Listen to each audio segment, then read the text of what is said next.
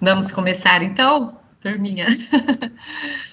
Boa noite a todos, eu sou a professora Lígia, sou a assistente pedagógica da mantenedora da Rede Vesper.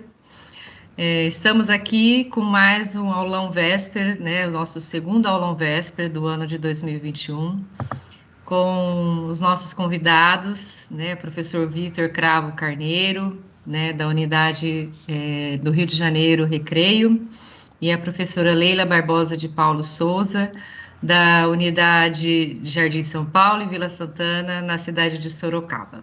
Então, temos aí uma diversidade de membros de várias cidades, e também de nossos alunos, que eu acredito que temos alunos aí, daqui a pouco a gente tem uma contagem melhor, né, que acredito que muitos ainda estão entrando, de várias cidades, né, nossas escolas se localizam no Rio de Janeiro, Sorocaba, Lorena, aqui em Tremembé, apesar que não tem ensino médio, Santo André também. Então, é uma alegria podermos partilhar esses momentos, sabemos que o Enem se aproxima e esse momento é um momento para dar dicas, né, apesar que várias vezes os professores das unidades de vocês trabalham isso com vocês nas salas, mas é o momento que fosse assim, a fixação desse trabalho, retomada do que é feito, aprofundamento dessas dicas, propostas de temas, talvez, de redações que possam, né, temas atuais, que uma discussão aí com o professor Vitor também, que é de uma outra área, que possam ser trabalhados aí, né, no Enem, e que possa ajudar vocês aí no desenvolvimento aí do próximo dia, aí do dia da prova, tá? Então, agora, com vocês, eu deixo à vontade, professor Vitor e professora Leila, boa aula e muito obrigada por estarem presentes aqui conosco. Nós que agradecemos. Boa noite a todos, eu sou a professora Leila, o professor Vitor, se quiser falar, se apresentar. Oi, gente, sou o professor Vitor, do Rio, e professor de Geografia, e está aqui mais para contribuir com... É interessante porque vocês podem até se perguntar, mas por que geografia e redação, o que uma coisa tem a ver com a outra? Tem muito a ver, né? Até porque na prova de redação do Enem, a interdisciplinaridade fala muito alto. Então, é muito importante vocês levarem para a redação um repertório bastante diversificado, com várias disciplinas, história, filosofia, geografia, né? Muito importante. Eu acredito que o professor vai contribuir muito no sentido de somar aqui na questão dos conteúdos de provas. Eu vou passar algumas dicas importantes em relação à estrutura da redação do Enem, como a professora Lídia acabou de dizer. Essa estrutura com certeza já foi trabalhada pelos professores de vocês ao longo do ensino médio, mas aquilo que a gente falou, na véspera da prova é sempre importante revisar esses conteúdos, porque a estrutura do Enem é muito específica, inclusive eu chamaria até de padronizada. Certo? Então, ao longo dos anos, o Enem se especializou num critério de correção muito específico, até porque eles trabalham com milhões de correções, né? Então, eles não podem simplesmente abrir mão da objetividade da correção, porque senão eles enfrentariam muitos e muitos processos de revisão de nota, certo? Então, o que eu trouxe para vocês é um pouco desse material específico. Eu li muito do material disponibilizado pela Fundação Getúlio Vargas, que treina os atuais corretores do Enem. Então, o que está aqui não é achismo, tá, pessoal? Então, não tem a ver com, a professora gosta disso ou gosta daquilo, não. Né? É o que o Enem espera que vocês apresentem na produção escrita. E antes da gente começar, eu gostaria de dar a última dica, na verdade, a primeira dica importante, né? Saber o que fazer e como fazer vai otimizar tempo. Então, enquanto vocês podem, inclusive, comentar, né, que é muito demorado fazer produção escrita, passar a limpo. Para a pessoa que conhece a estrutura do Enem, sabe o que deve ser feito, com certeza essas dicas vão otimizar o tempo de prova. E aí vocês vão conseguir muito mais tempo para fazer a prova de linguagens, códigos e suas tecnologias, né, as 90 questões que compõem a prova do primeiro dia, certo? Do primeiro domingo. Então, eu vou começar falando do projeto de texto. Para quem nunca ouviu falar, o projeto de texto é uma parte essencial da produção escrita. Sem o projeto de texto, eu não tenho texto. Não um texto bem encadeado, certo? Então, gente, a primeira dica fundamental vocês vão ter que localizar no tema que vai ser proposto pelo Enem a situação problema. Sempre será um problema, certo? Não se iludam. O Enem não está pedindo para que você escolha um ponto negativo ou positivo. É sempre um problema, né? É como eu comento com meus alunos. É sempre um abacaxi que vocês vão precisar descascar, certo? Sempre, né? Então, normalmente eles vão oferecer para vocês um tema, até um tema longo. Eu trouxe para vocês um exemplo do ano passado, né? A questão começa ou com uma questão, ou o desafio, caminhos para, mas é sempre um problema. Localizada essa situação problema, que ela está inserida no tema, é muito importante que vocês comecem a fazer perguntas mentais, porque vocês não vão falar em voz alta, porque senão vocês serão arrancados da sala, né? Mas aquelas perguntas mentais, do tipo, bem, isso é um problema, mas por que é um problema? Né? A verdade é que a pergunta fica até um pouco redundante. Por que esse problema é um problema? Né? Porque essa situação X, levada pela proposta do Enem, é uma questão importante e deve ser enfrentada, ok? Então, nesse caso, é importante que você, nesse projeto de texto, responda a essa pergunta, né? Qual é a minha tese? No fim das contas, por que esse é um problema, ok? E, além disso, já elaborar as justificativas que vão comprovar o seu ponto de vista. Nesse caso, são as causas dessa situação X, dessa situação problemática, certo? Eu vou passar agora para o próximo slide. Pode falar, professor. Leila, fazer uma breve intervenção. É importante também saber que os problemas abordados na redação do Enem, eles são problemas que têm... Normalmente, você pode implicar situações sociais, políticas, econômicas, ambientais, tá? É bom sempre ter uma noção de que tudo que a gente como sociedade, de produção e de como a nossa sociedade caminha, ela está realizada em questões sociais, políticas, econômicas, e que isso vai ter justificativas, causas, efeitos. Então, é por isso que a visão deve ser sempre ampliada sobre o tema. Tá? E não apenas, está falando sobre o meio ambiente, então vou falar sobre o meio ambiente. É importante você ter uma visão ampliada sobre o assunto, para poder até observar novas justificativas, novas opções, né, de intervenção, que a gente depois vai falar mais à frente. Certo. Uma coisa interessante também, pessoal, é que essa questão do projeto de texto é um rascunho que vocês vão fazer depois da leitura da coletânea, tá? Eu esqueci esse ponto muito importante. Não passe em branco pela leitura da coletânea. Aqueles textos são chamados de textos motivadores, não à toa. São eles que vão nortear o seu texto. Porque, no fim das contas, a situação, o problema do Enem, ela é um pouco delimitada. Então, se a gente pensar, por exemplo, no ano em que eles pediram acesso, na verdade, a democratização de acesso ao cinema, eles estavam falando de acesso à cultura. Só que em 30 linhas você não consegue dissertar a respeito de acesso à cultura. Então, eles vão delimitar o tema, enxugar um pouco, para que vocês possam focar na questão do cinema no Brasil. Então, no caso, por exemplo, mais lá na frente, nós vamos falar sobre possíveis temas, e eles falam sobre a inclusão de grupos minoritários, por exemplo. Então, esperem que eles vão fazer esse recorte, essa delimitação. Quem são esses grupos minoritários? Será que eles vão pedir uma proposta de um tema de redação relacionado ao capacitismo, a inclusão de pessoas com deficiência física? Então, isso é muito importante, certo? Sempre fiquem muito atentos ao recorte, ok? Porque não vai ser um tema muito amplo, é um tema específico para que caiba em 30 linhas.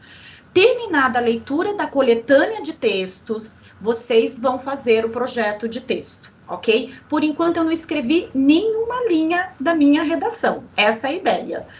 A ideia é perder um pouquinho de tempo para ganhar tempo lá na frente. Quem não faz o projeto de texto, gente, eu já vou avisar, existe uma competência específica para tirar pontos desses alunos, ok? Que é a competência 2, que é a abordagem do tema e como ele abordou. E aí vocês vão falar, mas como ele pode adivinhar se eu fiz ou não fiz projeto de texto? Isso é possível, tá? É possível porque eu vou mostrar aqui para vocês um exemplo da redação nota 1000, de uma das redações nota 1000 do ano passado do Enem. O tema foi o estigma associado às doenças mentais na sociedade brasileira, certo? Nesse caso, uma abordagem possível, aqui falando um pouco do que a candidata colocou. Lembra que eu perguntei, lembra que eu falei da pergunta? Por que a situação X deve ser enfrentada? Portanto, por que ela é um problema? No caso dessa aluna, ela separou a seguinte tese, a gente vai chamar que essa é a tese, o ponto de vista que ela vai defender. Conceitos preconceituosos perpetuados ao longo da história humana mantêm o estigma relacionado aos transtornos mentais. Então, ela vai fazer aí um link com história, ela vai fazer aí alguma alusão histórica que marque esse preconceito contínuo, né, perpetuado durante os anos. E aí, o que ela separou? Ela separou as justificativas que vão provar, que vão ajudá-la a provar a tese, o que a gente chama de causas do problema. Então, se o preconceito em relação aos transtornos mentais é um problema, ele é um problema por quê? Aí eu coloquei aqui, né? A marginalização dos indivíduos portadores de doenças mentais, primeira causa. Segunda causa, falta de informações gera estranhamento em torno da questão. Professor Vitor, se quiser inserir, por exemplo, essa questão do embasamento da tese, isso é muito importante, separar as causas do problema, né? Separar as causas do problema. Por isso que essa visão ampliada sobre questões sociais, políticas, econômicas, é importante ter a prévia dessas noções para você poder delimitar depois, a partir do tema da redação. Então, até para conhecer também quem são os agentes, quem são a responsabilidade das ações. Então é importante você ter uma noção ampliada sobre os assuntos, nas questões políticas, sociais, ambientais, culturais, para que na hora do tema você consiga justificar a sua tese dentro daqueles agentes, dentro daquela ação necessária.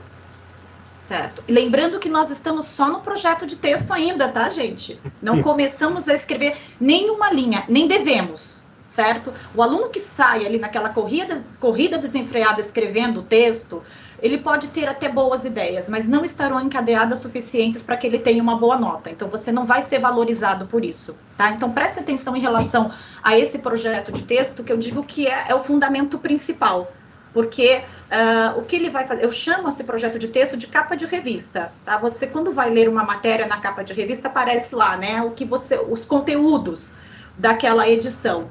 A introdução de vocês é uma capa de revista, ela precisa dizer qual é o título, né, o que chama atenção, qual é a manchete daquela revista, no caso a sua tese, e quais os argumentos que você vai utilizar para defender a sua tese, certo? Por que eu separei em letra A e letra B? As justificativas que embasam a tese, portanto, as causas dos problemas, devem ser discutidos em parágrafos diferentes. Eu diria que seria o segundo e o terceiro parágrafo, respectivamente, da forma como eles aparecem na introdução, certo? Então, nesse caso, eu tenho aqui a tese, eu já consigo as justificativas que embasam a tese. E como o professor Vitor falou, aqui eu já consigo, inclusive, prever a minha intervenção. Por quê? Se o problema é a marginalização dos indivíduos portadores de doenças mentais, eu já consigo prever como eu posso intervir nesse problema, certo? Como intervir se o problema é a falta de informações, certo? E a gente vai ler o texto todo para vocês verem como ela encadeia toda essa ideia que ela vai defender. Bem, eu estou com o meu projeto de texto pronto, então eu já tenho a minha tese e tenho os dois argumentos, portanto, as duas causas do problema, certo? Que eu vou defender. Uma outra dica, gente, é fugir do senso comum. Hoje mesmo eu estava falando com os meus alunos, né, a respeito da inclusão de portadores de deficiência física, né? E aí eles falaram, a intervenção seria a construção de rampa. Eu acredito que todo mundo vai falar sobre construções de rampa.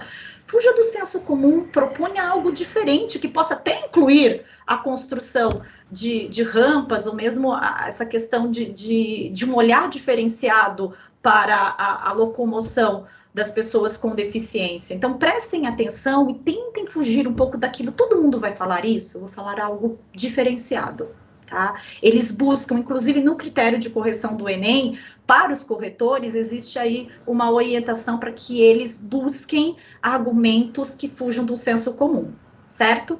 Eu coloquei aqui como plano 2, é selecionar repertório pertinente. O que é repertório, tá, gente? É o conteúdo que vocês vão levar para o texto. O Enem não vai avaliá-lo só pela questão estrutural, ele vai avaliar qual é a bagagem do aluno. Então, é muito importante que, a essa altura, nos últimos anos, o Enem tem valorizado muito, por exemplo, citação de séries, né? Inclusive dessas que vocês assistem aos montes, mas vocês podem citar, se combina com o texto, se é pertinente, podem citar. Tanto que, por exemplo, Black Mirror se tornou aí, né, o grande nome quando... na verdade, a grande jogada, né, a grande dica para quem fez a redação sobre a manipulação de dados por meio de algoritmos, certo? Então, prestem atenção que cada filme, no caso, por exemplo, dos transtornos mentais, muitos candidatos citaram Coringa. Tenho certeza que a maioria dos nossos alunos assistiram Coringa, um novo filme. Outra citação que eu vi, Nice, O Coração da Loucura, Euforia, uma série também. Então, era possível citar outras séries de Netflix, Amazon, enfim, né? Podem levar esse repertório, esse conteúdo, esse conhecimento externo para dentro da redação, certo? Desde que, claro, vocês estabeleçam, né, aí uma analogia. Pode falar, professor. Não, e hoje em dia, com a questão da internet e o acesso à informação, você tem agora um repertório bem mais amplo. Então, quadrinhos, mangás, animes, né? Eu vejo meus alunos que gostam muito de animes, eu tento sempre relacionar alguma informação com algum anime que está, né, em voga ou que é muito famoso, e ele pode ser também uma forma de repertório, uma vez que você consiga relacionar aquela situação com o tema do texto. Outra coisa interessante é que no YouTube, né, na internet, você encontra vários estudantes, pesquisadores, cientistas que relacionam as séries, os filmes, os animes, os quadrinhos, os mangás, com filósofos, com sociólogos, com economistas, né? Eu lembro que a gente, numa aula sobre demografia, eu estava explicando sobre Malthus, que é um teórico demográfico, e é a mesma ação do Thanos, lá da Marvel, é a mesma ação, é a mesma lógica. Então, tanto Malthus, que você poderia citar no repertório, você também poderia citar o Thanos da Marvel, a ação do Thanos da Marvel, que também está dentro daquela tese, dentro daquela ideia. Então, hoje, com a internet, você tem uma forma ampliada desse repertório, porque tudo é informação, né? E é interessante, como é engraçado, né, essa coisa das séries. A minha esposa adora essas novelas coreanas, né, os chamados doramas. E é interessante que nessas novelas, muitos debates são feitos que, por ser na Coreia, mas pelo esse mundo globalizado que a gente vive, muitas dessas relações, dos sentimentos, da relação com o trabalho, isso também acontecem lá, né? Então, é importante a gente também ter essa visão sobre os temas dentro da diversidade de coisas que você pode encontrar na internet, nas séries, nos filmes, nos quadrinhos, e assim por diante. Até complementando, professor, eu lembrei até do filme ganhador do Oscar, né, o Parasita, que ele discute muitas coisas em relação, né, comportamento, né, essa questão de desigualdade social, até dessa questão ligada aos transtornos que aparecem naquela família. Tudo isso é repertório. Então, dependendo do tema, pessoal, esperem aí uns minutinhos da prova e pensem que séries vocês assistiram, que filmes vocês viram, que livros vocês leram, que combinam com esses temas, que pode combinar com o tema abordado, porque alguns alunos eu vejo que tem tanto uma preocupação com, o que vai cair, qual é o tema, né? Mas o mais importante disso tudo é vocês terem repertório para poder citar. Então, aquele aluno que não vê nenhuma série, não lê livro, não vê filme, ele vai ter dificuldade nesse sentido. E o Enem tem valorizado muito esse repertório cultural, que é justamente esse conteúdo, que é a capacidade que o aluno tem de trazer a ficção para a realidade, de fazer a analogia entre ficção e um problema atual, e um problema real. Outra coisa que eu falaria aqui também, gente, é sobre a citação de autoridade, certo? Vocês sabem que o Enem, ele também tem valorizado muito a citação de filósofos, sociólogos. É muito importante vocês levarem para o texto, se possível, né, para o dia da prova, da redação, pelo menos umas 3 frases genéricas, né, abrangentes, de algum grande filósofo, algum grande pensador, porque ela vai ser fundamental na sua argumentação. É o que a gente chama de argumento de voz prestigiada, porque se o Platão disse, está dito. Se Aristóteles disse, está dito, né? Ninguém vai questioná-los. Então, nesse caso, quando você diz, né, você coloca no seu texto que o seu pensamento é similar, né, ao pensamento de Platão, ao pensamento de Bauman ou outros grandes pensadores, você ganha o corretor. Na verdade é essa, tá? Sabendo escrever bem ali, essa analogia, você leva muitos pontos nessa. Pode falar, professor. Outra citação de autoridade que eu vi, né, dei uma olhadinha nas notas 1000, né, que até o próprio site lá do Enem ele disponibiliza. Uma citação de autoridade muito recorrente, essa que acho que é um bônus, é a própria Constituição brasileira. Né? Os próprios artigos da Constituição brasileira, é claro, você não precisa saber todos eles, né, mas pelo menos ali o capítulo 1 e 2, que vai do artigo 1 ao artigo 12, 13, se eu não me engano, ali, você citar a Constituição é você citar o argumento de autoridade, que é o que rege a prova do Enem. Até lá no texto lá, condizente com a Constituição brasileira e com os direitos humanos, que também está lá na Constituição, artigo 5º. Então, dá uma leitura, pelo menos até o 13º artigo da Constituição, não é muito longe, tem na internet disponível. É uma forma de você argumentar, né, com uma situação de autoridade, que é a própria Constituição, que é feita a prova do Enem. Hoje mesmo, comentando sobre vai que caia a inclusão de grupos minoritários, o primeiro artigo, né? Todos somos iguais perante a lei. Então, começar com esse trecho da Constituição já é uma forma de estabelecer aí uma ligação muito importante, um argumento muito consistente na sua redação. Leila, mas é senso comum? Mas, bem, é Constituição, é base. Então, nesse caso, o corretor ele não tem como julgar o seu argumento irrefutável. Para quem não sabe, né, ele separa o irrefutável e o irrefutável, aquilo que se questiona e aquilo que não se questiona.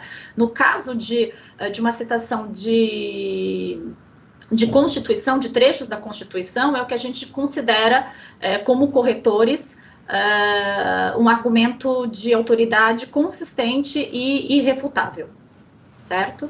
Tanta nomenclatura, né, esquisita. A vida de corretor não é fácil, né, de professor também não é. Mas, enfim, nesse caso aqui, olha o que essa aluna fez. Ela citou o mito da caverna. Gente, o mito da caverna, vamos ser sinceros, todo mundo já conhece, já ouviu falar. Eu já falei para os meus alunos, vocês não precisam ler, né, um livro do Platão inteiro, uma obra do Platão inteira. Você precisa estudar algumas expressões, né, que fazem parte, né, na verdade seriam os clássicos da literatura, o mito da caverna. Hoje eu vi aqui também na internet uma referência, deixa eu ver onde eu anotei aqui, depois eu vejo onde eu anotei, mas tinha por exemplo, do utilitarismo, né, aprender a procurar a felicidade, cadê aqui? Ailton Krenak. Exatamente, aprender a procurar felicidade limitando os desejos em vez de tentar satisfazê-los. Gente, se cair uma redação de consumo, né? Peraí, apareceu uma mensagem aqui para mim, não consegui ler no chat, que alguns alunos não estão escutando, será que é isso? só participantes selecionados podem escutar a reunião. Ela está avisando aqui. Ah, tá. Tá bom. Enfim, então é o seguinte, nesse primeiro passo eu já selecionei, eu vou escrever a minha introdução. Então, pensando que eu já montei o meu projeto de texto, olha só como ficou a redação da candidata Adriele Clara, de Minas Gerais, que o ano passado conseguiu aí a famosa e raríssima nota 1000 do Enem, né? Nossa, a gente está fundamentais aqui escrito de maneira incorreta, me peço 1000 perdões, tá, gente?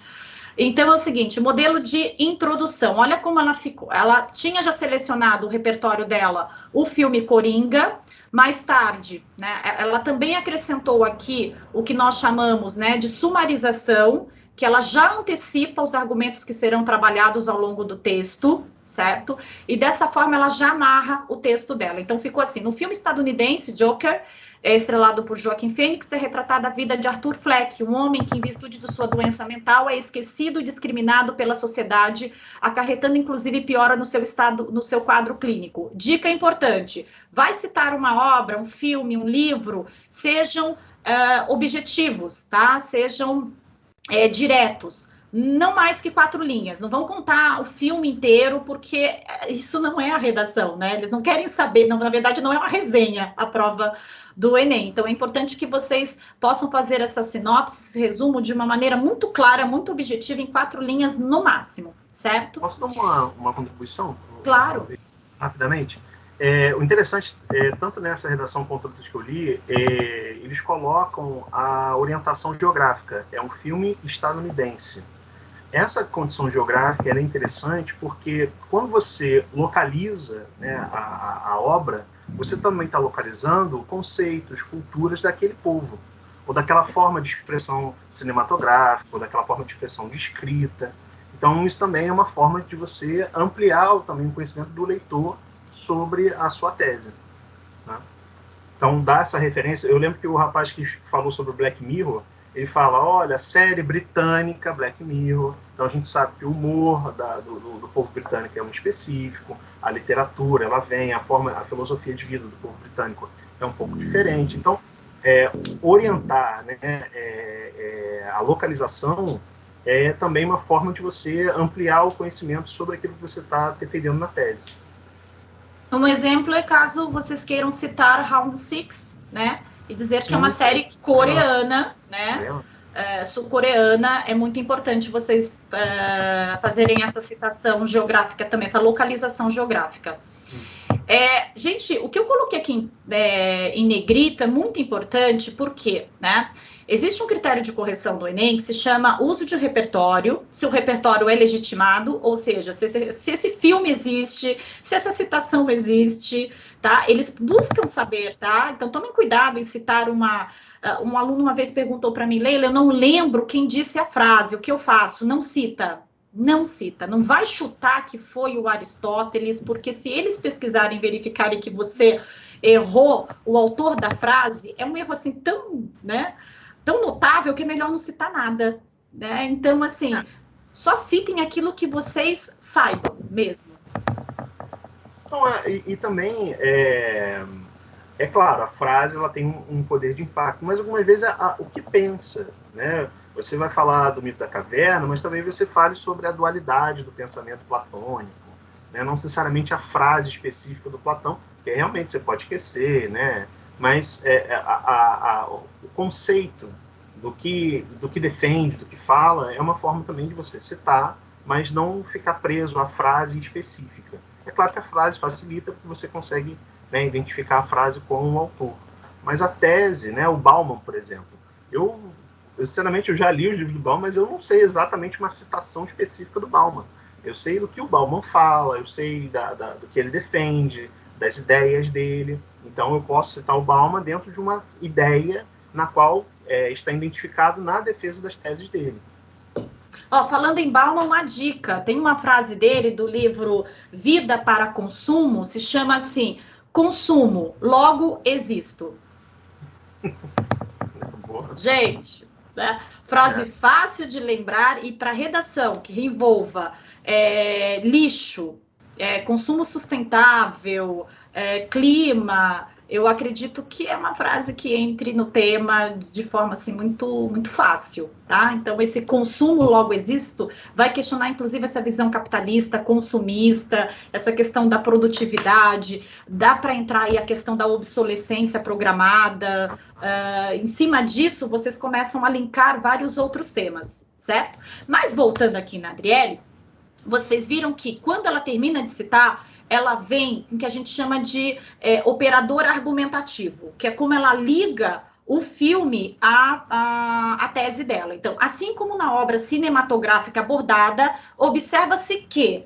Então, nesse caso, vocês vão utilizar alguns operadores argumentativos, nesse caso, de maneira análoga, sob esse viés, da mesma forma, ok? Então, é necessário que vocês façam esse link, porque só nesse caso o Enem vai atribuir para vocês o uso de repertório legitimado e produtivo, porque eles podem julgar o seu repertório legitimado, mas improdutivo, ou seja, ele não serviu para nada no seu texto, tá bom? E aí ela vai colocar aqui, né? Observa-se na conjuntura brasileira contemporânea, devido a conceitos preconceituosos perpetuados ao longo da história humana, há um estigma relacionado aos transtornos mentais, uma vez que os indivíduos que sofrem dessas doenças são marginalizados. Ademais, é preciso salientar ainda que a sociedade atual carece de informações a respeito de tal assunto que gera um estranhamento em torno da questão. Outra dica muito importante, pessoal, só para voltar aqui o slide, o tema de redação era o estigma associado às doenças mentais na sociedade brasileira. Algumas palavras desse tema, eu digo umas 3, 4, devem aparecer obrigatoriamente na redação de vocês, porque vocês estão avisando ao corretor, eu estou atendendo o tema proposto, certo? Então, é importante que, Leila, mas eu tenho que utilizar exatamente as mesmas palavras? Não. Por exemplo, o estigma, você pode substituir pela questão do preconceito, certo? Doenças mentais, transtornos mentais, enfermidades mentais na sociedade brasileira. Vocês viram que, nesse caso, a candidata, ela deixou isso bem claro aqui, né? Há um estigma relacionado aos transtornos mentais. Lembra que eu falei? É um problema. E por que é um problema? Porque falta informação e porque existem conceitos preconceituosos que ela chama de preconceitos históricos, certo? Eu passo agora, é importante falar também da questão dos operadores argumentativos e dos elementos coesivos ao longo do texto, que é outra dica, é outro pulo do gato, pessoal. Os corretores do Enem, eles vão procurar, ao longo da sua redação, cerca de 12 elementos coesivos no total. Isso é o mínimo, porque eles falam em 12 elementos coesivos. Então, vocês já trabalharam com coesão, acredito, né, com os elementos coesivos. Então, o que eles chamam de elementos interparágrafos? São aqueles que iniciam um parágrafo. Dica importante, mais uma vez, nunca iniciem um parágrafo sem um operador argumentativo, certo? Então, em primeiro lugar, a Revolução Industrial. Em primeiro lugar, a situação atual do país, certo? Essa palavra é uma palavra-chave. Inclusive, eu li eu não sei exatamente porque ele diz isso, mas ele falou para evitar o primeiramente. Eu acredito que é para evitar o primeiramente, porque não existe o segundamente, certo, pessoal? Então, ninguém vai colocar segundamente. Então, optem pelo em primeiro lugar, em segundo lugar, certo? Então, o que eles chamam de elementos coesivos interparágrafos? São aqueles que iniciam um parágrafo. O que são os elementos coesivos intraparágrafos? Aqueles que já estão inseridos dentro do parágrafo, são aqueles que iniciam períodos. Porque a redação de vocês, na verdade, eles vão pedir a construção de parágrafos dissertativos, que eles chamam de parágrafo padrão. Ele deve ter pelo menos os 2, 3 períodos, ok? O período, né? O que a gente chama de tópico frasal, o desenvolvimento do tópico frasal e a conclusão desse parágrafo. Então, existe conclusão para cada parágrafo, certo? Então, antes de iniciar qualquer período dentro do parágrafo, utilizem os elementos coesivos. Nesse sentido, dessa forma, logo, é perceptível, outro sim, fica claro. Se nós contabilizarmos aqui, a gente vai perceber que essa candidata, ela utilizou mais que 12 elementos coesivos. 12 é o mínimo, porque para cada parágrafo, pensando em 4 parágrafos, 3 elementos coesivos para cada parágrafo, certo? Só nisso vocês vão, com certeza, conquistar os pontos esperados na competência 4, que avalia só o uso de coesão no seu texto, na verdade, só a coesão textual da sua produção escrita, certo? Ok? Deixa eu ver se o professor Vitor, não? Não. Vamos seguir. Agora eu entrei nessa zona mais gramatical, né, professor? Só aprendendo. Só aprendendo. Então, gente, só para repassar para vocês, não precisa lembrar do interparágrafos, intraparágrafos. O que é importante vocês lembrarem? Eu não começo nenhuma frase sem um conectivo. O conectivo, ele vai amarrar o seu texto. Então, antes de começar um período, dessa forma, entretanto, além disso, outro sim, isto posto, ok? Então, vamos seguir aqui.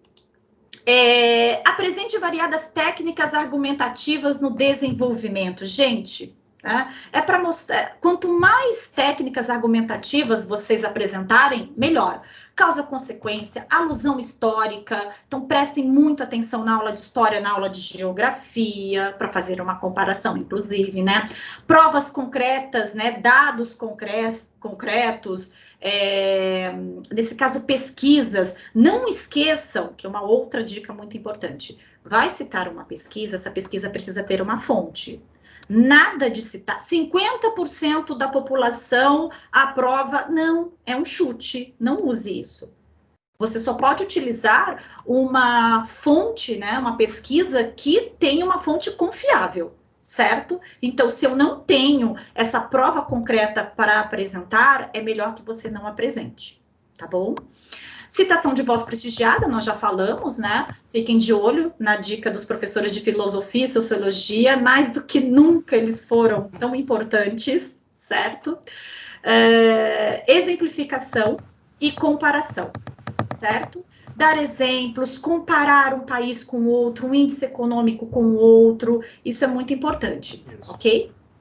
Boa parte dessas informações, principalmente do Brasil, estão lá no IBGE, né? Tem uma noção do IBGE. Você hoje em dia tem ONGs também que levantam dados, então é importante você dar uma olhadinha.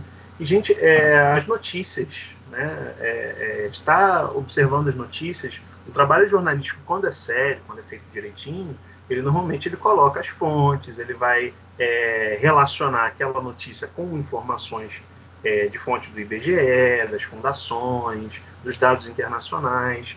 Então, é importante que a gente acompanhe também as notícias com fontes confiáveis, né, de jornalismo, para que a gente também não fique perdido no que está acontecendo no mundo, né? Porque você vai relacionar uma coisa da sua atualidade, então é importante que tenha uma conexão com a realidade do mundo.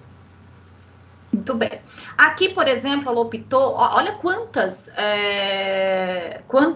estratégias argumentativas ela utilizou aqui, né? Em primeiro lugar, faz-se necessário mencionar o período da Idade Média na Europa, em que os doentes mentais eram vistos como seres demoníacos, já que naquela época não havia estudos acerca dessa temática e, consequentemente, ideias absurdas eram disseminadas como verdades. Não esqueçam que ela está tentando provar o quê? O argumento que ela antecipou na introdução, a marginalização dos indivíduos portadores de doenças mentais. Se ela disse que é uma causa, ela vai ter que explicar de onde veio isso, qual é a origem desse problema, dessa marginalização. E ela está explicando que vem desde a Idade Média. Pessoal, pelo amor de Deus, já coloquem aí na dica, nunca coloquem nos primórdios da humanidade. Gente, isso não é alusão histórica, não façam isso. Tá?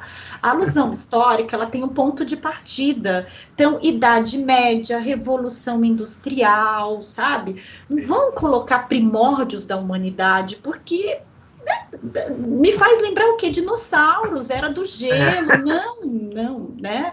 Então, é importante que você situe historicamente a sua tese, tá? O seu argumento histórico, ok? por exemplo, na questão da vacina, que é um dos temas que podem cair esse ano, né? Citar a revolta da vacina, certo? Só que só cite a revolta da vacina se você souber que a revolta da vacina aconteceu no início do século XX, no Rio de Janeiro, e foi por esse motivo, certo? Não é para colocar lá, a revolta da vacina é um exemplo de problemas com a vacina. Não vai ser considerado repertório legitimado, tá bom, gente? Certo? Eu só posso citar aquilo que eu sei, que eu entendo. É claro que nas aulas de história tem sempre aquele conteúdo que chama a atenção do aluno, fala, nossa, Segunda Guerra, Revolução Industrial, né? Então, isso é muito importante, saber aí alguns detalhes desse contexto histórico é muito importante para vocês citarem, ok? Então, nada de primórdios, combinado com vocês, tá? É perceptível, então, que exista uma raiz histórica para o estigma atual vivenciado por pessoas que têm transtornos mentais, ocasionando um intenso preconceito e exclusão. Vocês perceberam que ela acabou de estabelecer a questão da causa e consequência, né? Ela vai trabalhar com causa e consequência 2 vezes nesse parágrafo, porque ela continua. Outro sim, não se pode esquecer que, graças aos fatos supracitados, tais indivíduos recebem rótulos mentirosos, como, por exemplo, olha a estratégia de exemplificação aqui, né? O estereótipo de que todos que possuem problemas psicológicos são incapazes de manter relacionamentos saudáveis, ou seja, não conseguem interagir com outros seres humanos de forma plena. Fica claro que as doenças mentais são tratadas de forma equivocada, equivocada, ferindo a dignidade de toda a população. Então, só o corretor desse texto, ele já verificou a quantidade de repertório que essa aluna trouxe para o texto dela. Ela citou história, ela estabeleceu causa e consequência e ainda por cima citou o exemplo. Pergunta que muitos alunos me fazem, cabe tudo isso, Leila, em 30 linhas? Pessoal da letra grande, favor diminuir. Para caber, vocês vão ter que fazer uma letra pequena e legível, também não vão fazer aquela letra impossível de se ler, tá? Mas é importante que quem tem uma letra grande tente diminuir aí nessas últimas semanas a letra para fazer caber, porque vocês viram que só nesse parágrafo ela apresentou 4 períodos, todos eles iniciados por operadores argumentativos e elementos coesivos. Perceberam isso? Primeiro lugar, outro sim, por exemplo, fica claro. Tá bom? Sem essas palavras, o texto dela ficaria bom, mas sem encadeamento. Ela perderia pontos na competência 4, sem dúvida. Certo? Deixa eu só comentar aqui. Esse ano eu apliquei a prova do Enem, né, por acaso. E na hora lá da prova, né, você fica observando a maneira dos alunos agirem e tudo mais. E na prova, gente, tem um rascunho. No caderno de provas tem um rascunho. Então, você começa a escrever ali, obviamente, então você já vai tendo uma noção de como é que vai ser organizado no texto. Né? Se você vai ter que diminuir um pouquinho a letra, aumentar um pouquinho, tem que deixar as linhas, então fiquem tranquilos que tem como você organizar previamente antes de você colocar a redação lá na folha de prova mesmo. Sim, isso é muito importante, a utilização do rascunho. Até porque vocês não podem levar tantas rasuras para a folha oficial. A folha oficial ela tem que ser uma redação escrita. Claro, se aparecer nervosismo, eu escrevi alguma palavra errada, vocês vão usar a rasura padrão, entre parênteses, um traço. Né? Não vão fazer rabiscando assim a palavra, tá, gente? Colocar entre parênteses um traço. A gente chama isso de rasura padrão, mas evitem ao máximo. A hora de rabiscar, de apagar, né, é no rascunho. A folha oficial é o texto pleno, né, aquele texto assim que vai parecer para o corretor que ele foi feito assim, né, de uma maneira muito fácil. Tal como uma poesia parnasiana, né? Era difícil de ser escrita, mas os poetas parnasianos gostavam de apresentar o quê? A ideia da simplicidade. Foi muito simples fazer, muito fácil, tá? Bem, e aí ela vai desenvolver o argumento 2, né? Que é falta de informações gera estranhamento em torno da questão. Mais uma vez, eu vou ser repetitiva, gente, mas assim, eu falo tanto isso para os meus alunos e às vezes eles esquecem. Então, é uma coisa que talvez não fique tão claro se não se repetir tantas vezes. No desenvolvimento, eu vou detalhar o argumento que eu apresentei antecipadamente na minha introdução. Isso se chama técnica de sumarização. Eu apresento um sumário do meu texto na introdução, certo? Então, essa falta de informações e a questão ali do que ela apresentou, né, da marginalização dos indivíduos, ela foi apresentada previamente na introdução, ela está aqui, certo? Ou seja, o corretor, ele não deve e ele não quer ser surpreendido no desenvolvimento do texto de vocês. Vocês vão avisar a esse corretor, na verdade é assim, vocês vão prometer, eu prometo entregar esses argumentos, certo? Então, ele foi avisado previamente, então é sobre isso que eu vou ler, ok? Se você não antecipa esses argumentos, o corretor, ele fica perdido, do tipo, o que será que ele vai escrever agora? Isso não é legal. É muito importante que o corretor seja avisado a respeito da argumentação que você vai apresentar. Na introdução, de maneira resumida, no desenvolvimento, aí você detalha, coloca exemplo, causa e consequência, aí, né? O céu é o limite, né? Ou melhor, o número de linhas é o limite também, porque não vão ficar se empolgando, porque vocês têm 30 linhas, não mais, tá?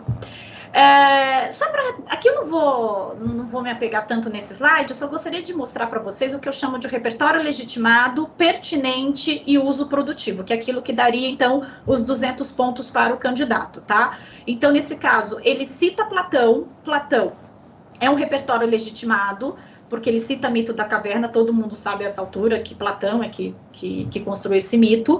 Ele resume, né, rapidamente, no qual homens acorrentados em uma caverna viam somente sombras na parede, acreditando, portanto, que aquilo era a realidade das coisas. Dessa forma, é notório que, em situação análoga à metáfora abordada, os brasileiros sem acesso aos conhecimentos acerca dos transtornos mentais vivem na escuridão, isto é, ignorância disseminando atitudes preconceituosas, certo? Ou seja, o repertório legitimado é pertinente ao assunto e ele combinou esse repertório à situação, ao tema abordado. Entenderam isso? Eu sei, eu vou dar um exemplo, né? Nesse manual de corretores do Enem, da FGV, tinha uma redação que a aluna citou, a candidata, acho que é candidata ou candidato, citou o ensaio sobre a cegueira. E eu amo esse filme. Para quem não assistiu também, hein, gente, Ensaio sobre a Cegueira, ou o livro do José Saramago, Ensaio sobre a Cegueira, gente, é um clássico sobre a sociedade contemporânea. Para vocês terem, assim, um resumo, né, ela vai falar sobre o quê? É o que eles chamam de cegueira branca. A cegueira branca é aquela que não é imposta. É diferente da cegueira tradicional, ela não é imposta. A gente coloca uma espécie de véu para não ver problemas sociais. São aquelas pessoas que preferem não enxergar os problemas à sua frente. Por exemplo, a crise climática, o aquecimento global. Quando as pessoas falam, mas não é para... Na verdade, é o que a gente chama de cegueira branca. A pessoa não quer enxergar, ela tem a capacidade de ver, mas ela não quer enxergar. Ensaio sobre a cegueira discute isso, porque o que ele fala... que à medida que as pessoas vão desenvolvendo essa capacidade de colocar um véu e não enxergar um problema que está ali diante dela, o que vai acontecer? Os problemas vão se intensificar e o que a gente chama de civilizado vai sendo substituído pelo primitivo. Essas pessoas vão sofrer transformações extremamente interessantes nesse filme. Então, para quem não viu, não leu, Ensaio sobre a Cegueira, do José Saramago, um clássico, né? O Prêmio Nobel de Literatura, vale muito a pena. Para mim, ele tem a importância que tem esse mito da caverna, tá? E cabe em quê? Em temas de redação como crise climática, né? Como aquecimento global, como crise hídrica, né? Porque ninguém quer enxergar um problema que está diante dos seus olhos. Tá? Então, é uma dica importante. Mas sempre estabelecer analogia. Então, da mesma forma, de maneira análoga, na mesma situação, certo? Sempre utilizar esses conectivos importantes aí. Ação interventiva, vou pedir muito a ajuda do meu amigo, professor Vitor, né? Porque as ações interventivas, gente, também é outra pedra no sapato dos alunos. Essa é a conclusão do seu texto, tá bom? A proposta de intervenção. No Enem ela é obrigatória, sozinha, 200 pontos. Então, ela é 1/5 da sua nota. Não deixem de fazê-la. Só que, olha que coisa interessante.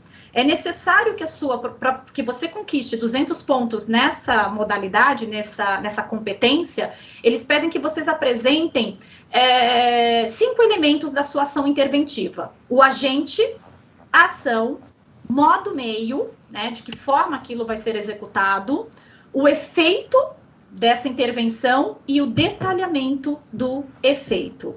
Outra dica muito importante, tá? Está no manual de correção do Enem. Ministério da Saúde, Governo Federal, Estado, grafado com letra maiúscula, inicial maiúscula, tá, gente? Não é Estado com letra minúscula, vocês vão perder um ponto de graça nessa, tá? Então, Estado, Ministério da Educação, Ministério da Saúde, Governo Federal, Poder Público, né, que são os agentes possíveis nesse caso, grafados com iniciais maiúsculas, certo? É importante referendar ao agente correto, né? Vou dar um exemplo aqui. Certa vez, numa prova, o aluno, para defender questões fundiárias, né, questões sobre latifúndios e tudo mais, uma prova sobre agrária, né, geografia, e ele vai lá e fala que o Ministério da Fazenda deveria fazer alguma coisa. Aí... Associou Fazenda com... né, e o Ministério da Fazenda, que hoje é o chamado Ministério da Economia, né, e antigamente era chamado de Ministério da Fazenda. Então, você saber orientar se é uma lei, se tem uma mudança de uma lei, então você tem que orientar os órgãos legislativos, né? As câmaras federativas, as câmaras estaduais, as câmaras de vereadores, que são os dos municípios.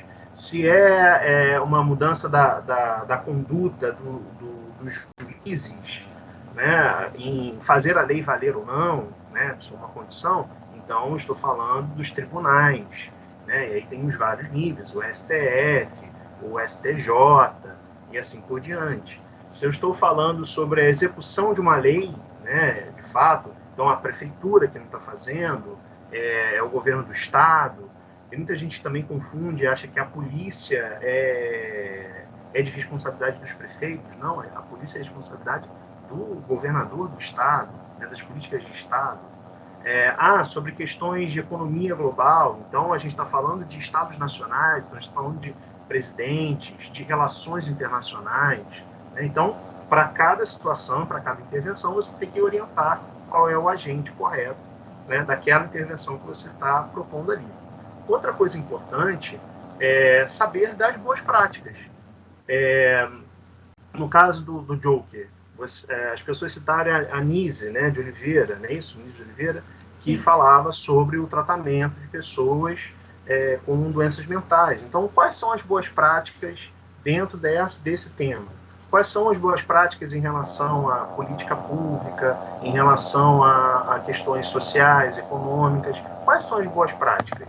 Né? Então, é bom a gente ter uma noção, por isso que eu volto a dizer, as ciências humanas, né, como um todo, elas, a todo momento a gente vai comentando isso, a gente debate isso em sala muitas das vezes, né? Poxa, mas lá acontece de tal forma, aqui acontece de forma diferente. Então, ter essa noção, até como forma de repertório também, fazer essa relação com as boas práticas no mundo, né? Então, orientar as pessoas, né, quem é o responsável, quem deve fazer a ação, qual é a orientação dada e qual é a melhor prática, qual é a forma que você vai resolver ou tentar resolver aquele problema apresentado no tema da redação. Eu tenho 2 comentários também que servem de dica para vocês, pessoal.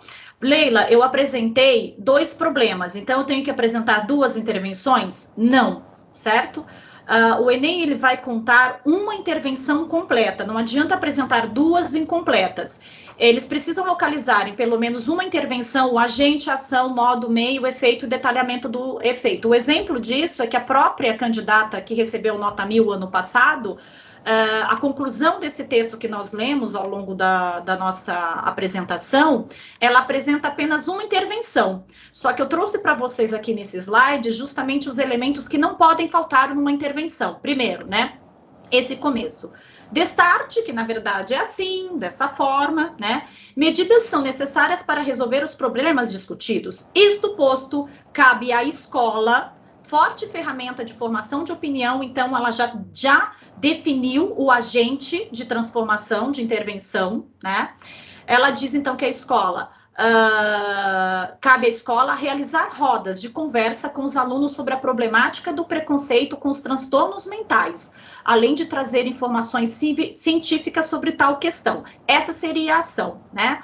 Modo meio, né? De que forma isso vai ser colocado em prática? Essa ação pode se concretizar por meio da atuação de psiquiatras e professores de sociologia.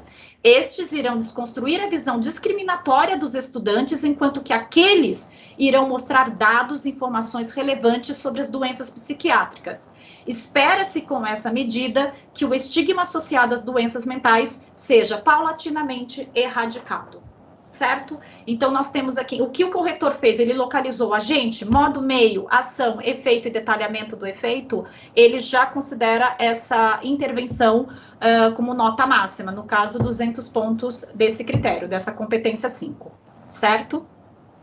Isso pode falar, professor. Só comentando, isso é uma orientação que a gente dá até nas provas mesmo, tá, gente? Para quem for fazer prova específica aí da USP, da UERJ, por exemplo, eu reclamo bastante com meus alunos, por exemplo, eles falam assim, não, melhorando a educação, você resolve, tá melhorando como, de que maneira, de que forma, é importante a gente detalhar essa resolução, né? Porque a educação salva tudo, não é bem assim, né? Como a gente vai fazer, quem tem que agir, de que maneira tem que agir, então é importante se detalhar a forma, né, de intervenção.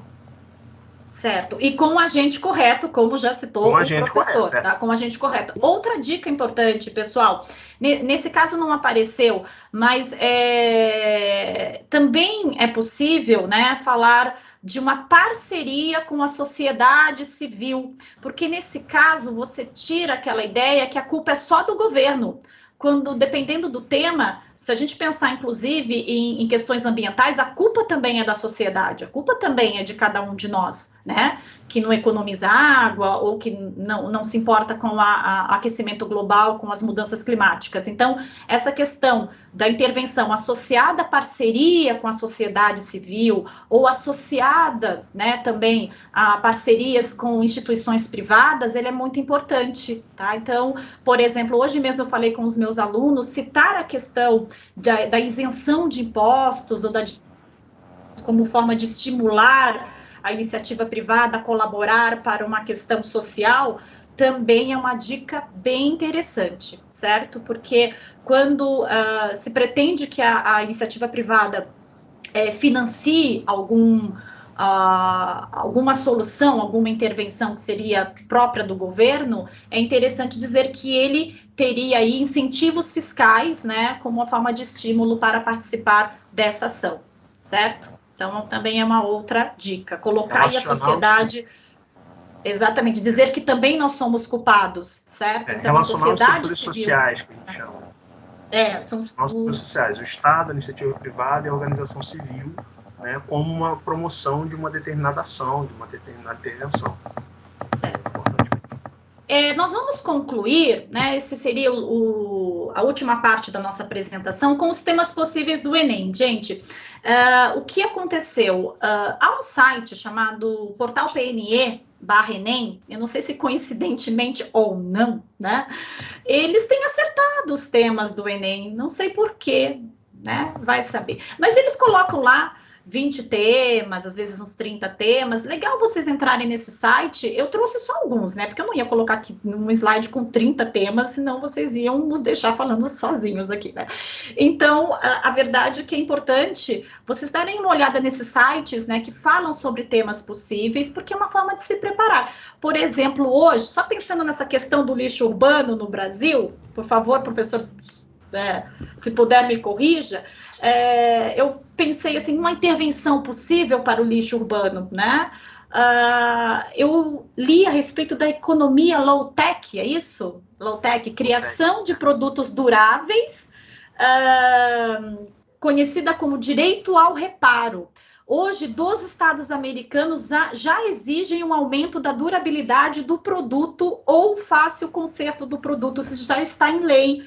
Então, como a gente falou da questão do lixo urbano como uma das causas, a obsolescência programada. Ou seja, os produtos eles são produzidos com um tempo ali reduzido de duração. E isso gera muito mais lixo. Como reduzir esse lixo? Adotando a economia low-tech. Então, você já tem uma intervenção para o problema.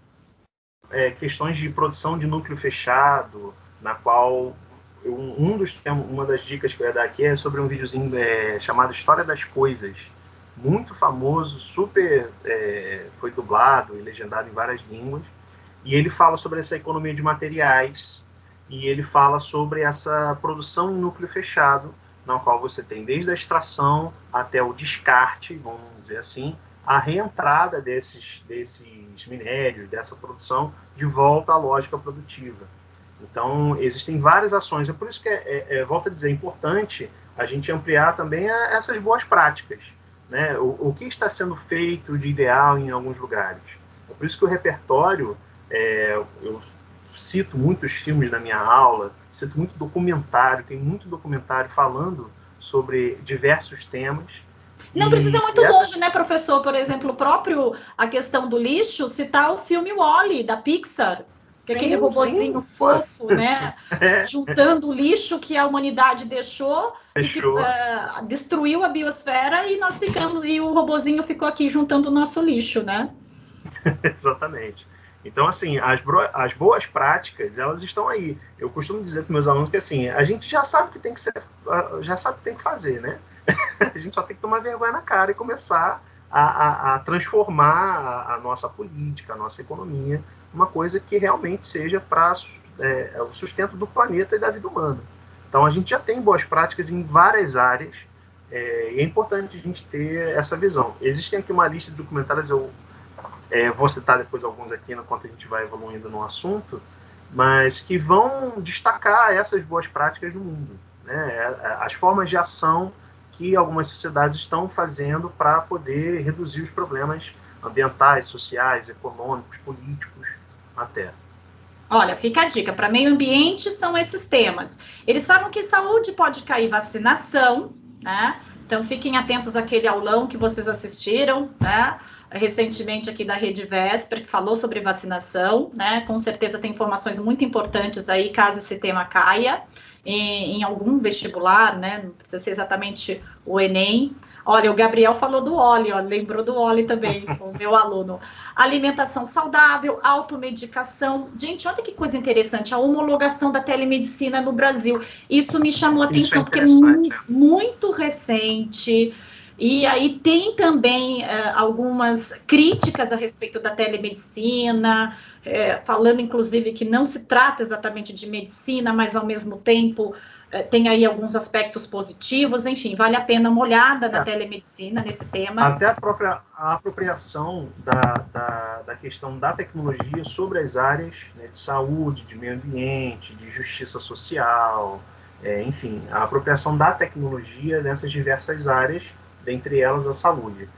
Tem um documentário muito legal do Michael Moore. O Michael Moore é um documentarista americano muito famoso, e ele gosta de falar dos problemas dos Estados Unidos.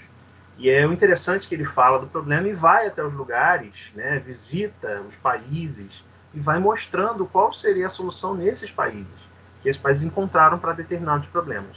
No caso da saúde em específico, a gente tem um documentário dele chamado Síquico, S-I-C-K-O, Síquico. Esse documentário tem de graça no YouTube, tá lá, é só você assistir, e ele vai falar sobre a saúde dos Estados Unidos e vai fazer comparativos com outros países. Então, para você ver como são os outros países, você entender como é a questão social dos outros países e como eles trabalham a questão específica da saúde em diversos países. Ele vai até Cuba, ele vai até a Europa. Ele tem vários filmes que vão fazer essa relação dos problemas que existem nos Estados Unidos e quais são as soluções nos diversos países. O ciclo em específico é sobre saúde.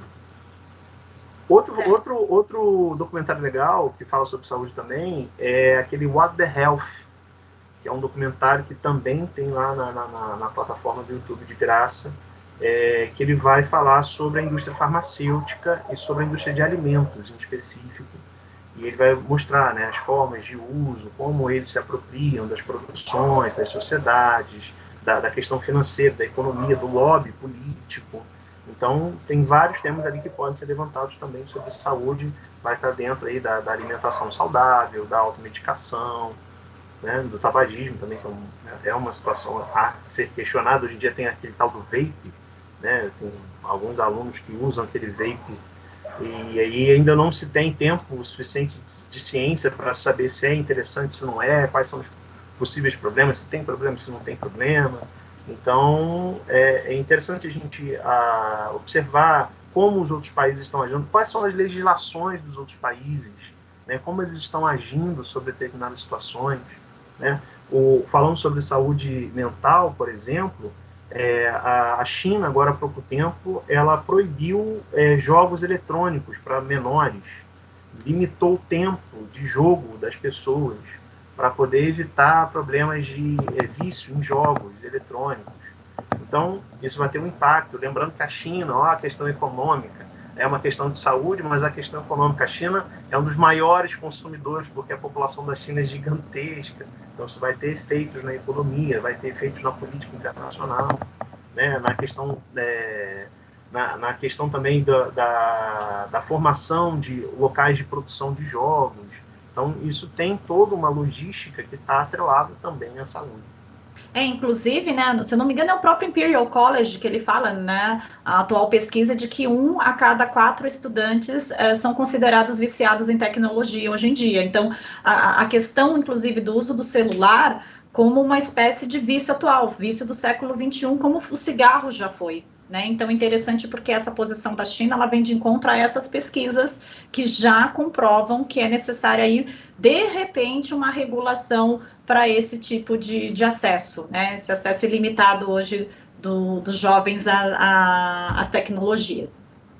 Só mudando aqui, em educação, né, uma sugestão desse mesmo site, a inclusão de grupos minoritários, terceira idade. Você sabe que essa questão da situação do idoso no Brasil é uma promessa de tema do Enem há 20 anos, nunca caiu, um dia há de cair. Para quem não sabe, existe até um Estatuto do Idoso, é um documento desconhecido, tal como quando eles colocaram que Libras era a segunda língua oficial do Brasil, que todos os estudantes descobriram na hora aquilo, né, na redação. Então, o Estatuto do Idoso é um documento que existe há muito tempo, fez aniversário, se eu não me engano, né, se eu não me engano, 30 anos. Então, quando tem documento que faz aniversário, gente, fiquem atentos, tá? Né?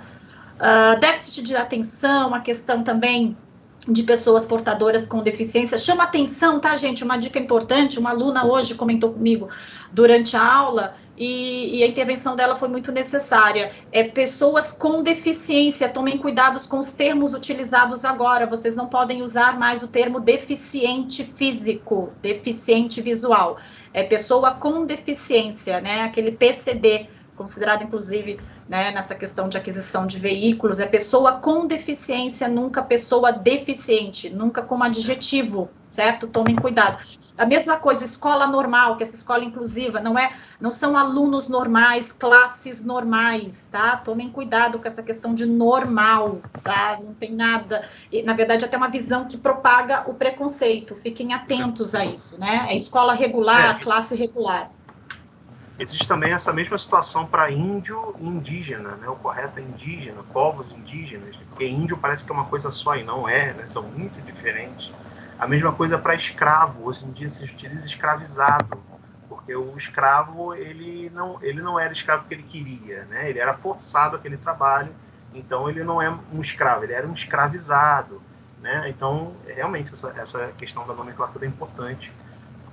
As terminologias mudaram, inclusive tem um site que fala sobre elas, é muito importante para vocês não errarem em algo tão simples, tá? Então, fiquem atentos nessas terminologias recentes, novas, que justamente tentam evitar aí a propagação do preconceito.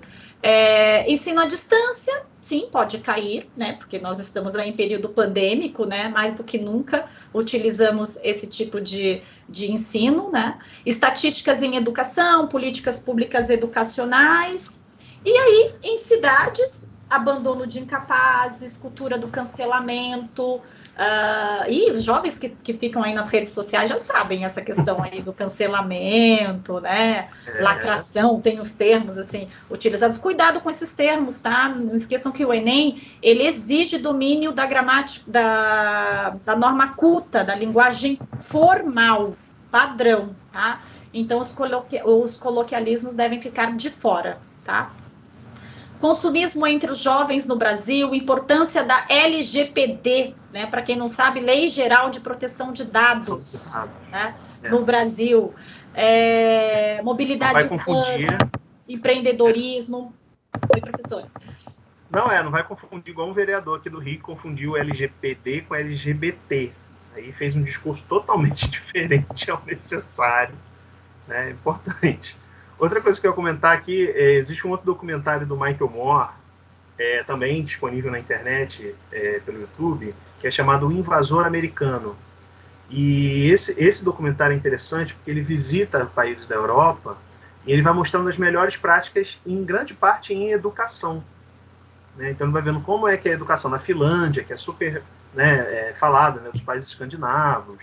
Então ele vai mostrando como é que são as escolas, como é que é o modelo de ensino, né? Então quais são as melhores práticas do mundo para melhorar a questão da educação, né? Esse filme, são 2 filmes aqui que eu falo que assim, vai pegar grande parte desses assuntos, que é O Invasor Americano, do Michael Moore, e um documentário chamado Demain, é um documentário francês, Amanhã, em francês, que ele é dividido em capítulos e ele vai vendo quais são as melhores práticas. É uma argumentação até interessante nesse filme, que ele fala o seguinte, olha, a gente na cultura, a gente já destruiu o planeta com alienígena, com robô, com praga, com zumbi, né? Mas se a gente fizer as coisas corretas, qual vai ser o futuro, né? E aí ele vai mostrando quais são as melhores práticas em agricultura, em indústria, em economia, em educação. Então eles fazem um compilado, dividido em capítulos, e eles vão orientando quais são as melhores práticas.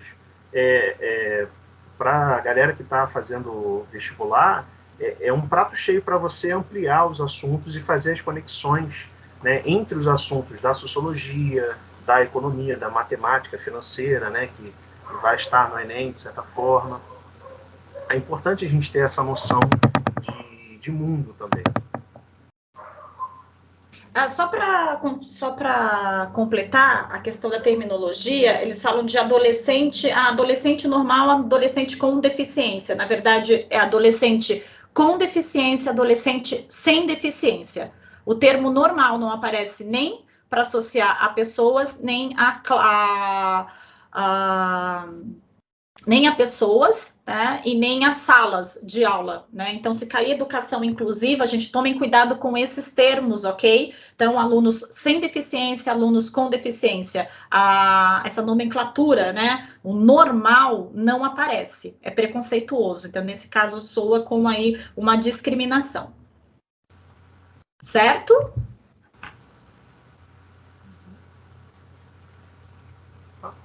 Tudo bem, professores terminaram, não sei Sim. Como é que né? Eu acho, assim, pelos alguns comentários dos alunos, né, pertinentes, acredito que foram dicas preciosíssimas que vocês colocaram, né, aí na aula.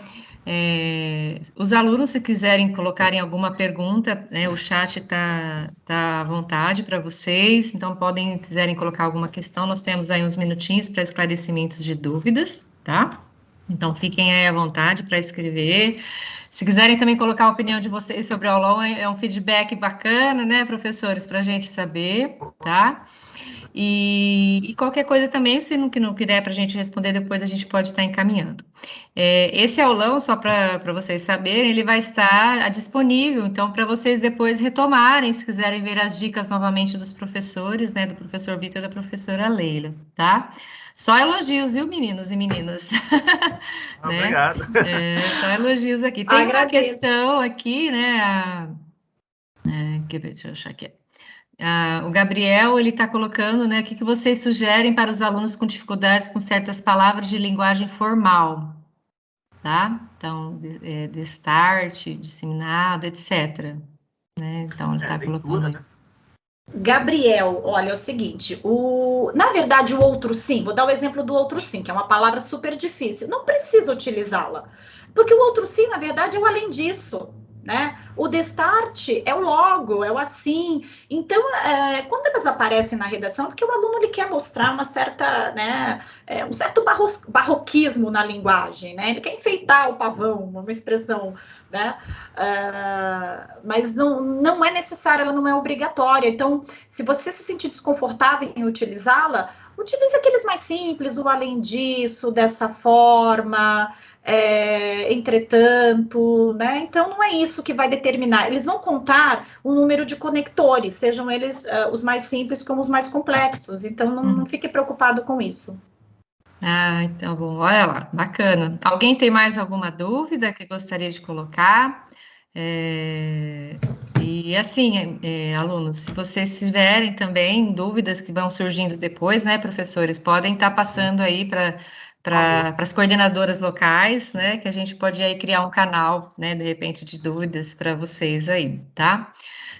Inclusive, olha, pode falar. Inclusive, professora, eu posso disponibilizar, assim como se o professor Vitor também quiser, a lista dos documentários, até eu fiquei bastante interessada, professor, a lista desses documentários seria muito interessante, eu acredito que alguns anotaram, outros, né, na correria não conseguiram, esses documentários acho que vão ajudá-los muito, né, não só na redação, mas eu digo inclusive em outras aulas, nessa questão dessa intervenção em outras aulas, e eu também posso disponibilizar um material que eu tenho com a lista desses conectores, né, desses elementos coesivos que vocês vão poder utilizar também ao longo da redação.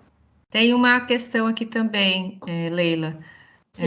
Pro, a senhora acha que o livro, depois daquela viagem, pode ser citado com o tema de inclusão de grupos minoritários? Pode. Depois daquela viagem, ele é um clássico, né? Ele até debate um tema que não aparece tanto na literatura, que é a questão das pessoas portadoras de HIV, né? E é um tema também que na verdade, tem aparecido como tema possível. Se aparecer essa questão de inclusão, principalmente nas questões de doenças infectocontagiosas, né? Relacionadas à questão da AIDS, inclusive, vale a pena citar depois daquela viagem, porque é um livro muito conhecido nessa área. Pode citar. Aliás, a citação literária ela é muito bem-vinda, ok? Então, isso é muito importante. Sempre aquele livro que às vezes você acha, mas eu só posso citar os grandes clássicos, né? Machado de Assis, José de Alencar. Não é possível citar outros livros sim, que debatam assuntos que sejam pertinentes ao tema. Ok. Tem também uma outra questão aqui. Os termos certos que a professora Leila falou, quando for se referir no texto sobre as pessoas, seriam quais? Seria, por exemplo, pessoas com ou sem deficiência física? Acho que é reforçando o que você falou. Isso mesmo, pessoas com deficiência, pessoas sem deficiências. Não mencionar as pessoas como pessoas normais e pessoas deficientes. Esses termos, eles estão fora de cogitação, tá? Não coloque. Tá certo. Bom, acho que ninguém mais colocou mais nada, só assim, elogios, que bom, né? Ficamos felizes, né, professores, que conseguimos atingir aí o objetivo aí dos nossos alunos, né? Eu acho que conseguimos atender as expectativas que eles esperavam, né? Agradeço imensamente, professor Vitor e professora Leila, tá? E que nos próximos aulões a gente também consiga aí, e vocês, alunos, também, né? Espero nos próximos aulões, né? Penso também que vocês podem dar sugestões do que vocês desejam ouvir também, né? Eu acho que, às vezes, a gente, como professor, a gente tem, né, uma proposta para vocês, pensando nos vestibulares, né? Pensando aí nos desejos, mas, de repente, vocês gostariam também de algumas coisas mais aprofundadas, que vocês acham que não é só o período escolar não é o suficiente, né?